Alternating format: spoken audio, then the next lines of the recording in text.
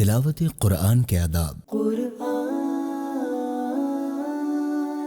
Number 1، باوضو قبلہ رو اچھے کپڑے پہن کر قرآن پاک کی تلاوت کریں۔ نمبر 2، اطمینان کے ساتھ ٹھہر ٹھہر کر اور اچھی آواز میں درست مخارج کے ساتھ قواعد کی رعایت کرتے ہوئے قرآن پاک کی تلاوت کریں۔ نمبر 3، لیٹ کر قرآن پاک کی تلاوت کرنے کی صورت میں پاؤں سمیٹ کر تلاوت کریں۔